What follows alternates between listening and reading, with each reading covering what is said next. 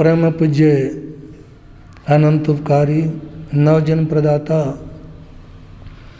चमत्कारी बाबा आराध्य गुरुदेव श्री प्रेम सुख जी महाराज साहब के पावन पवित्र चरण कमलों में कोटिशय वंदना अभिवंदना। मोक्षाम विलासी पुण्यवान आत्माओं,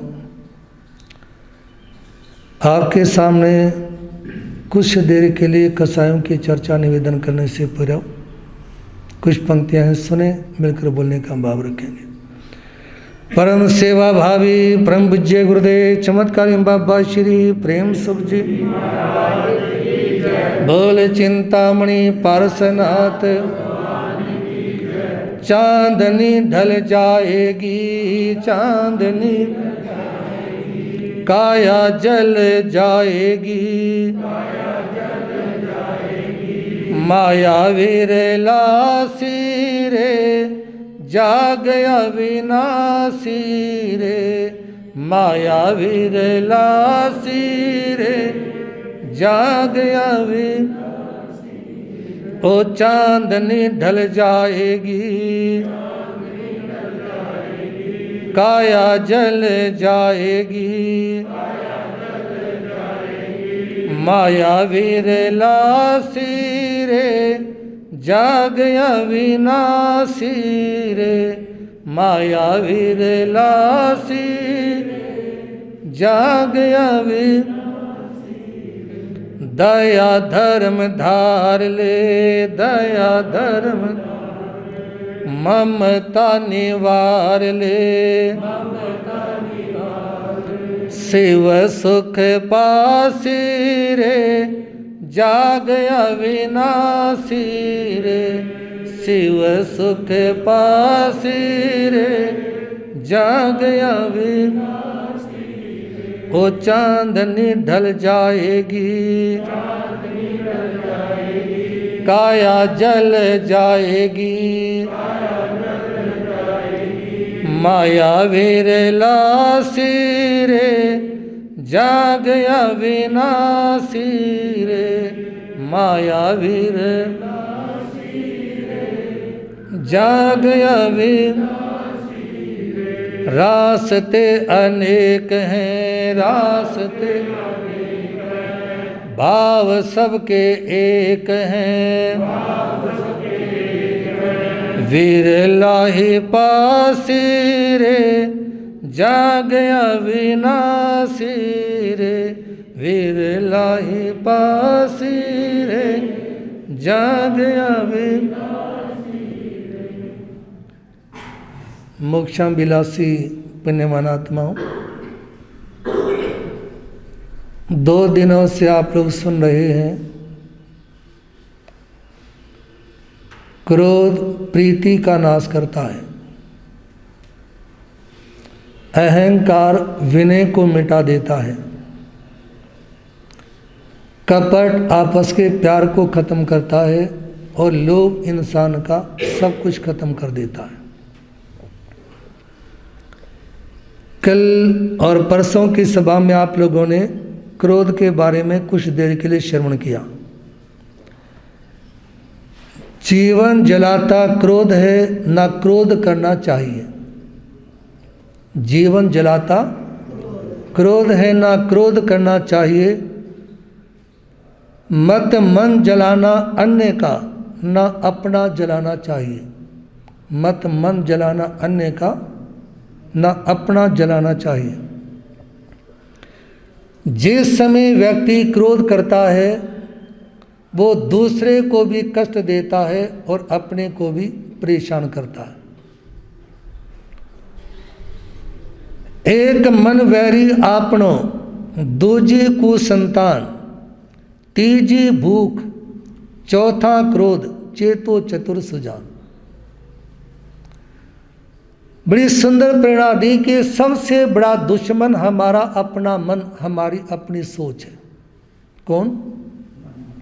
हमारा सबसे बड़ा दुश्मन हमारा अपना मन और हमारी अपनी बुरी सोच है। दूसरा दुश्मन होता है कुसंतान, बुरी संतान, जिसकी आदतें ठीक ना हो। तीसरा दुश्मन होता है व्यक्ति की पेट की भूख, जो इंसान से बुरा कर्म करवा देती है।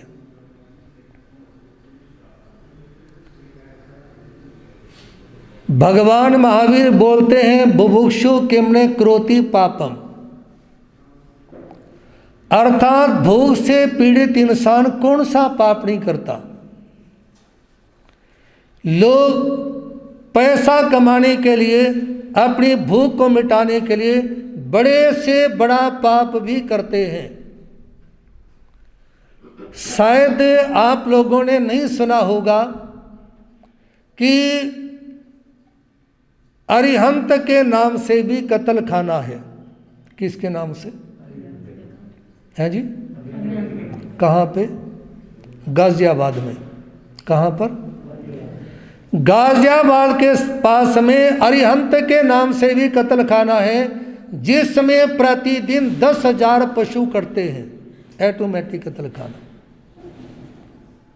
ये सब इंसान का पेट, मतलब कोई पाप पेट की भूख के कारण होता है, कोई तृष्णा के कारण होता है, लोभ और लालच के कारण होता है। ये जो भूख है ना, ये कई तरह की होती है।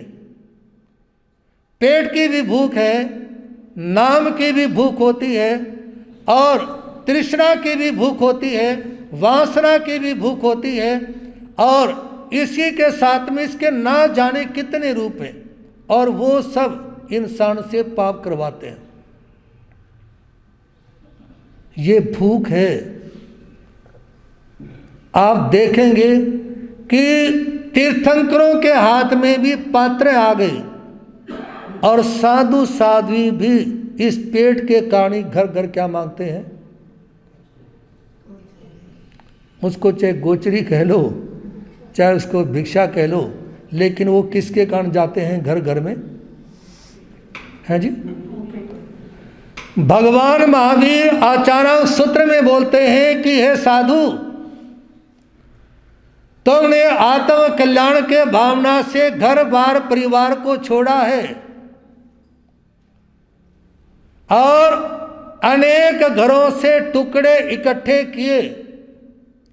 यदि अनेक घरों से टुकड़े इकट्ठे करने के बाद तुम अपना मन संयम में लगा कर रखोगे, अपने आचरण को शुद्ध रखोगे, अपने विचारों को ठीक रखोगे, तो तुम्हारा कल्याण हो सकता है। अन्यथा अनेक घरों के टुकड़े टुकड़े इकट्ठे करने के बाद तुम खा पी करके पड़े रहे, तो तुम्हारी आत्मा का भला, आत्मा का कल्याण नहीं हो सकता।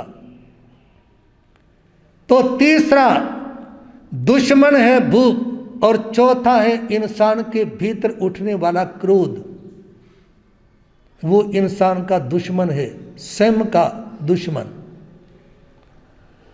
इसलिए निवेदन आप लोगों के सामने, यदि आप आत्म कल्याण के मार्ग पर चलने का, बढ़ने का भाव रखते हो, तो उसके लिए भगवान महावीर आचार्य सूत्र में बोलते हैं, आप स्वयं के मार्गदर्शक बन जाओ। किसके? स्वयं के मार्गदर्शक। दूसरों का मार्गदर्शन करना मुश्किल नहीं होता। कोई भी व्यक्ति स्पीच दे सकता है, लेक्चर दे सकता है, भाषण दे सकता है, एक अध्यापक बच्चों को पढ़ा सकता है, एक संत बोल सकता है, एक माता पिता बच्चों को प्रेरणा दे सकते हैं, लेकिन वो सारी दी गई शिक्षाएं अपने जीवन में उतारनी।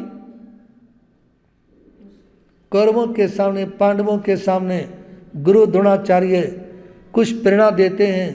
एक दिन उन्होंने 2-3 प्रेरणा दी कि क्रोध नहीं करना, सदा सत्य बोलना इत्यादि प्रेरणा दी।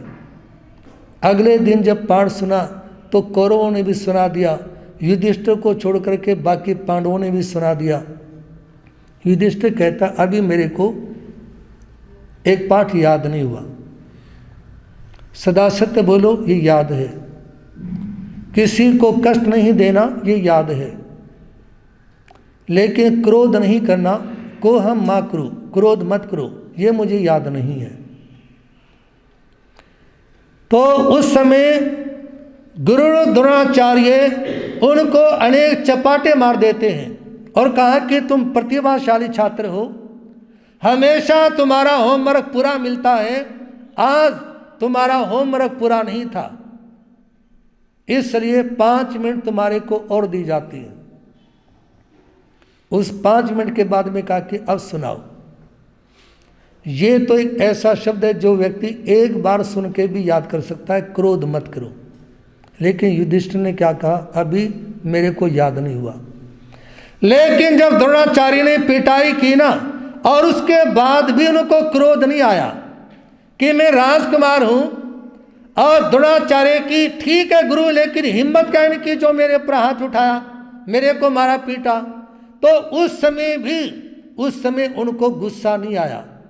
तो युधिष्ठिर कहते हैं कि गुरुदेव अब मेरे को याद हो गया। कहा कि चाटे खाने के बाद तो हर किसी को याद हो सकता है। युधिष्ठिर ने कहा कि नहीं गुरुदेव,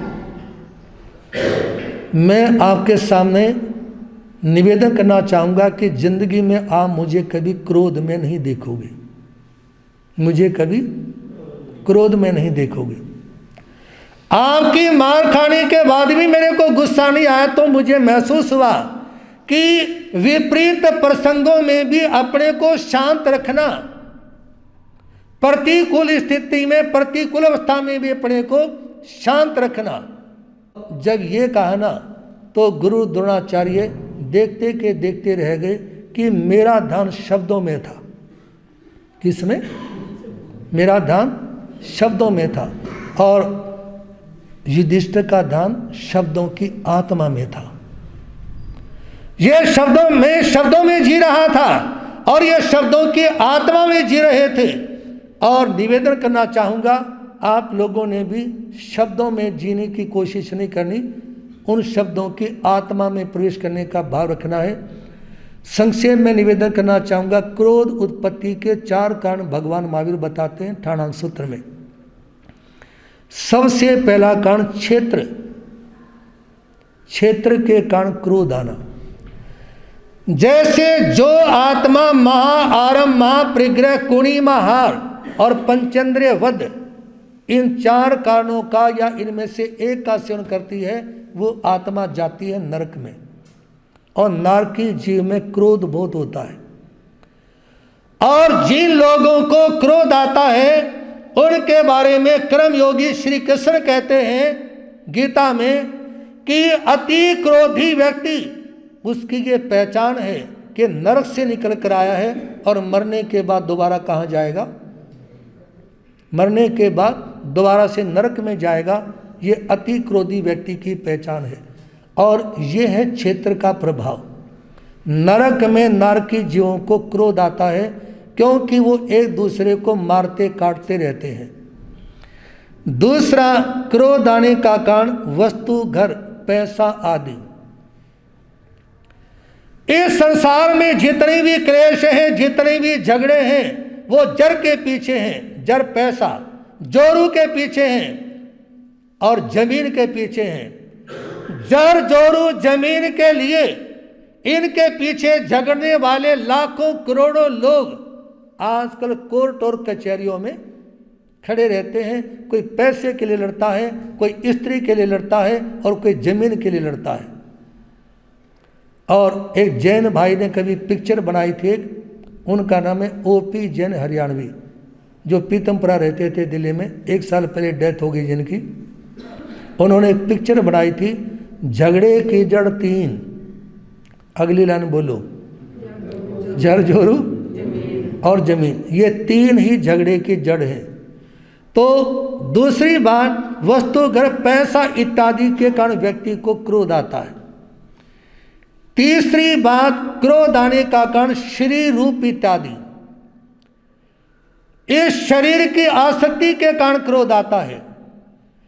किसी के रूप के ऊपर आकर्षित होने के बाद में जब उसके मन में काम की, भोग की इच्छा पैदा होती है, तो व्यक्ति को क्रोध आता है, और उस क्रोध से व्यक्ति का पतन होता है।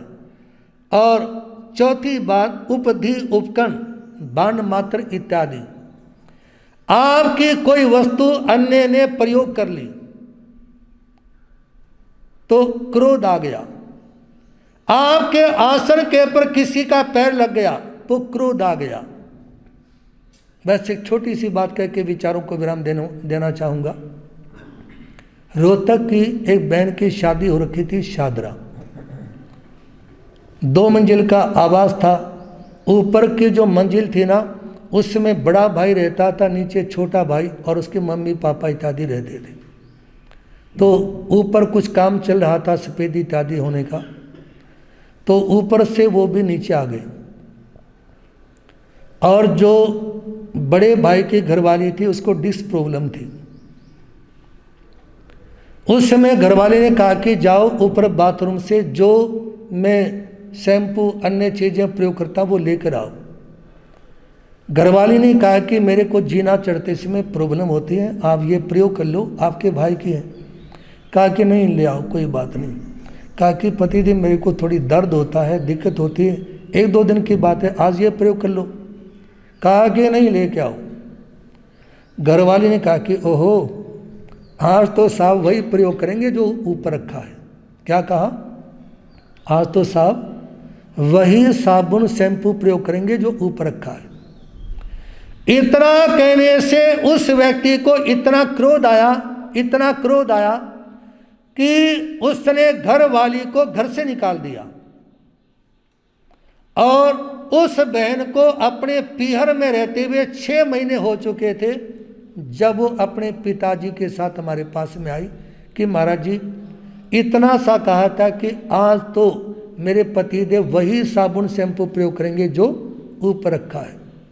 बस इतनी सी बात के पर इतना भयंकर क्रोध, बीबी का हाथ पकड़ा, गली में निकाल दिया। सज्जनों, सामान्य बातें कई बार लोग कह देते हैं कि आपस में क्रोध मतलब हम मजाक कर रहे हैं, प्यार में ऐसा कर रहे हैं। छोटी सी बात याद आ गई 2 वर्ष पहले की। हमारा चतुर्मा सोनीपत शहर में था। वहाँ 2 दोस्त थे, एक भाई वहाँ के प्रधान गौतम जैन और एक उनका साथी प्रवीण जैन। शाम को प्रार्थना के बाद आपस में बातचीत करते समय एक दूसरे के बारे में कुछ बोलने लगे, मजाक करने लगे। मैंने उनके सामने कहा कि ये बहुत बड़ी बातें बन जाती हैं। तो उस समय उनमें से एक ने कहा कि महाराज जी हम दोस्त हैं, हम ऐसा करते रहते हैं। मैंने कहा कि हो सकता है दोस्तों ये समय की बातें होती हैं, लेकिन एक वक्त आता है ये छोटी छोटी बातें जब दिल में चुभ जाती हैं तो बहुत बड़ा रूप ले लेती हैं। सज्जनों, उसके बाद वो नहीं रुकने के बाद में मजाक करते रहे।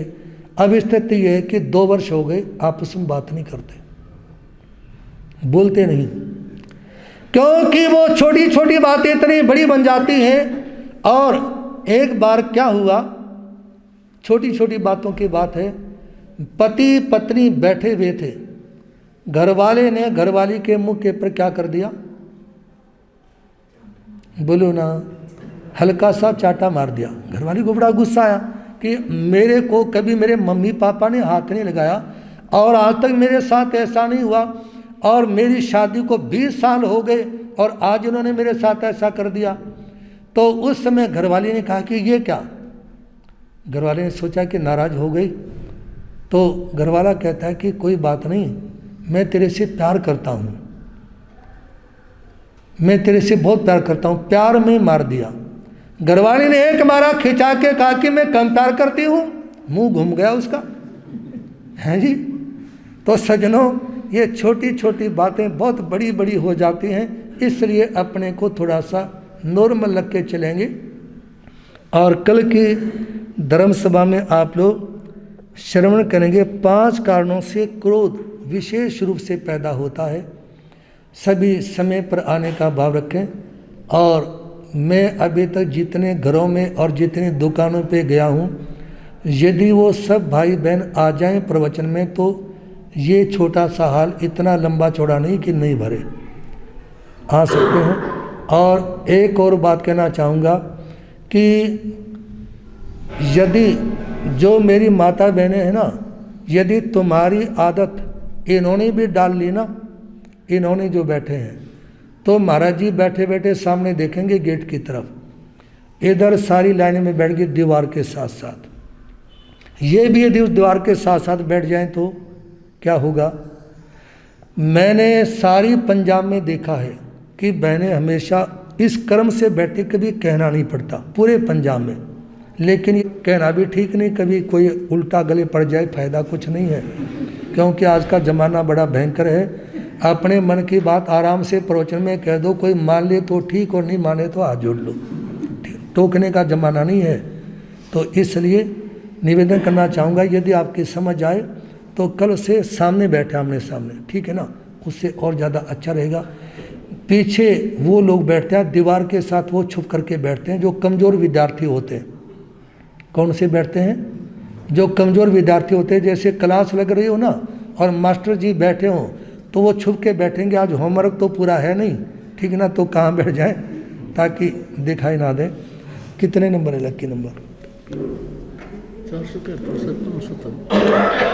471 से 500 तैयार करता, उसको कहना चाहूँगा वो एक की गिनती से कूपन बनाए, ठीक है ना।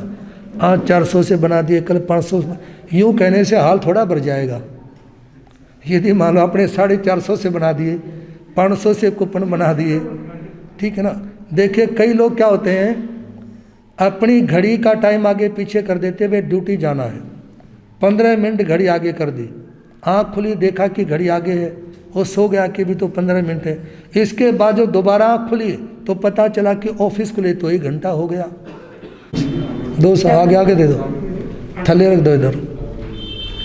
480 नंबर नीचे, हाँ नीचे रख दो, 480 नंबर